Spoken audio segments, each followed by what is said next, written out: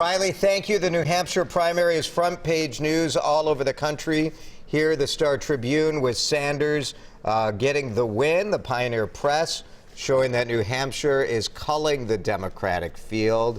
And USA Today raising some concern that Democrats are struggling to fire up their voters based on some of the turnout so far. So what does this mean for Klobuchar's campaign moving forward? CBS News political correspondent Ed O'Keefe joins us now live from Manchester, New Hampshire. Good morning, Ed. What are you hearing from the campaigns this morning?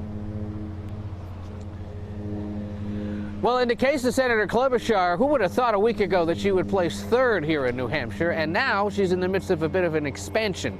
She's raised about $5 million, at least, since last Friday's big debate that seems to have convinced a bunch of late deciding voters here in New Hampshire to vote for her.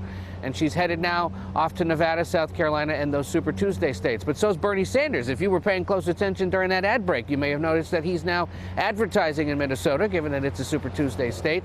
He's headed west as well later this week, as is, of course, Mayor Pete Buttigieg, who plays second here. Ed, talk a little bit more about the exit polls that really show that Amy Klobuchar was able to convert people since Friday night. We were hearing from voters in New Hampshire originally that they liked Senator Klobuchar, but they weren't sure if maybe other people liked her, so they weren't sure if they're going to vote her. That seemed to change. It sure did, because of that commanding debate performance. It's proof that you show up for those debates, you do your homework, it might pay off. At one point last night, the numbers were showing that something like 7 in 10 of her voters were people who had decided who to vote for in just the last few days, which means that they tuned in that Friday night, or they may have heard about how well she did, they may have done their homework and figured out who she was and cast their ballots for her. Same goes for Buttigieg. He had a good night as well among late deciders.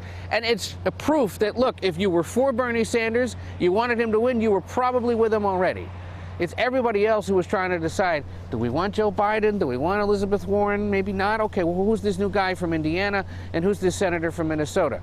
And just incredible to think, again, a week ago when we were leaving Iowa, that Klobuchar would end up in this position, but she's doing quite well. And the fact that she's been able to raise so much money now pretty much guarantees that she'll be able to afford to continue playing on until Super Tuesday on March 3rd. Yeah, this is the first time that we've seen Senator Klobuchar surge past Elizabeth Warren and Joe Biden. Really a bad night for Warren and even worse for Biden. Do you think that they can rebound? They insist that they will continue on. The Warren campaign yesterday put out a pretty lengthy 2,000-word memo explaining that Buttigieg doesn't have national appeal, that Sanders is going to hit a ceiling, and that Warren will somehow emerge able to win delegates in the states coming up. Biden spent the night last night in South Carolina. He'll head to Nevada later this week, insisting that he'll keep on. Well, Ed O'Keefe, we also didn't expect that when you and I were in Iowa a week ago that New Hampshire would have their results finalized before Iowa did. So what a campaign, right? No, that we sure didn't expect. That's right. Very good. That's Ed right. O'Keefe will be watching for more from you on CBS This Morning, coming up on CCO in about 40 minutes. Thanks, Ed.